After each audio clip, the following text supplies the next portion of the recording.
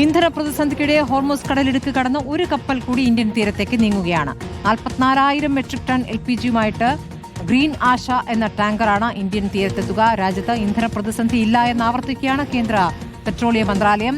S ജയശങ്കറുമായി Iran വിദേശകാര്യമന്ത്രി Sayyid Abbas Araghchi ഫോണിൽ സംസാരിച്ചിട്ടുണ്ട്.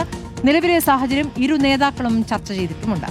നോബിൾ മാരിക്കാരൻ വിവരങ്ങളുമായി. നോബിൾ, ഇവിടെ ഇന്ധന പ്രതിസന്ധിയില്ല എന്ന് കേന്ദ്ര സർക്കാർ ആവർത്തിച്ചു പറയുന്നുണ്ട്. അടുത്ത കപ്പലും ഇപ്പോൾ എത്തുകയാണ് ഹോർമൂസ് കടലിടുക്ക് കടന്ന്. പക്ഷെ ഇപ്പോൾ ഹോർമൂസിന്റെ കാര്യത്തിൽ ഒന്നുകൂടി കടുപ്പിക്കുന്നുണ്ട് ഇറാൻ എന്നുള്ള വിവരങ്ങളും പുറത്തു വരികയാണ്. അപ്പോൾ നിലവിൽ ആശങ്കയില്ല എന്നാണോ കേന്ദ്രം അറിയിക്കുന്നത്? എന്താണ് ഇപ്പോൾ ഇറാനുമായി നമ്മുടെ വിദേശകാര്യമന്ത്രി നടത്തിയ ചർച്ചയിൽ ഇറാൻ വിദേശകാര്യമന്ത്രിയുമായുള്ള ടെലിഫോൺ സംഭാഷണത്തിൽ നമുക്ക് കിട്ടിയിരിക്കുന്ന ഒരു ഉറപ്പ്?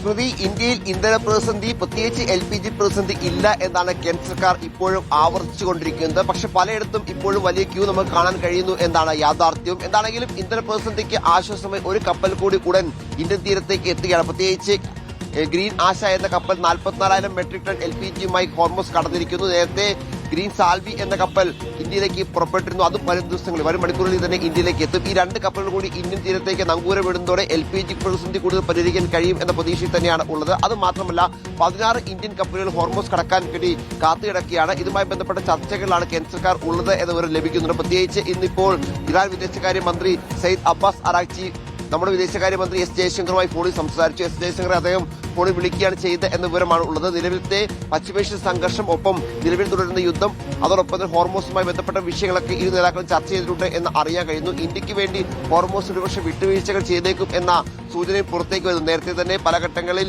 ഇന്ത്യ ഇറാൻ ബന്ധമൊക്കെ വലിയ തരത്തിൽ ഊഷ്മളമായി മുന്നോട്ട് പോയതാണ്. അത് മാത്രമല്ല നാവികരെ അടക്കം പ്രത്യേകിച്ച് സുരക്ഷിതമായി തന്നെ ഇന്ത്യ അവിടെ എത്തിക്കുന്ന സാഹചര്യമുണ്ട്. ഈ പശ്ചാത്തലമൊക്കെ പരിഗണിച്ചുകൊണ്ട് കൂടുതൽ സഹായം ഇന്ത്യക്ക്, കൂടുതൽ ഇളവുകൾ ഇന്ത്യക്ക് ലഭിക്കും എന്ന പ്രതീക്ഷയാണ് ഇന്ത്യക്കുള്ളത്. ആ തരത്തിലുള്ള ചർച്ചകൾ ഇന്നിപ്പോൾ അരാഗ്ചിയുമായി ഉണ്ടായി എന്ന് അറിയാൻ കഴിയുന്നു. വിശദമായി തന്നെ കാര്യങ്ങൾ ജയശങ്കർ തന്നെ വിശദീകരിക്കും എന്നാണ് കേന്ദ്ര സർക്കാർ വൃത്തങ്ങൾ വ്യക്തമാക്കുന്നത്, വിദേശകാര്യ മന്ത്രാലയം വ്യക്തമാക്കുന്നത്. എന്താണെങ്കിലും പ്രധാനപ്പെട്ട ചർച്ചയാണ് ഇന്നിപ്പോൾ ഉണ്ടായത്. ഫോൺ കോൾ സംഭാഷണമാണ് ഉണ്ടായത്. കാരണം നിലവിൽ ഏറ്റവും വലിയ പ്രതിസന്ധി എന്ന് പറയുന്നത് ഇന്ധന പ്രതിസന്ധി തന്നെയാണ്. ഇത്തരത്തിൽ ഹോർമൂസ് പൂർണ്ണമായി ഏറെക്കുറെ അടഞ്ഞിടക്കുന്നു. അവിടെ വലിയ പ്രതിസന്ധിയുണ്ട്. ആ പശ്ചാത്തലത്തിൽ ഇന്ത്യക്ക് വേണ്ടി ഇളവുകൾ ഇറാൻ നൽകുമോ എന്ന് പ്രധാനപ്പെട്ട കാര്യമാണ്. നേരത്തെ തന്നെ ഇനിയുള്ള 16 കപ്പൽ കൂടി കടന്നു കഴിഞ്ഞാൽ സ്വാഭാവികമായി ഇന്ത്യയിലെ പ്രതിസന്ധി പൂർണ്ണമായി ഇല്ലാതാകുമെന്ന് കേന്ദ്ര സർക്കാർ വ്യക്തമാക്കുന്നു. അതാണ് നമ്മുടെ പ്രതീക്ഷ. അങ്ങനെ സംഭവിക്കട്ടെ. ഏതായാലും നോബിൾ മാരിക്കാരനാണ് പ്രതീക്ഷയുടെ ഒരു വാർത്ത ഇപ്പോൾ നൽകിയിരിക്കുന്നത്.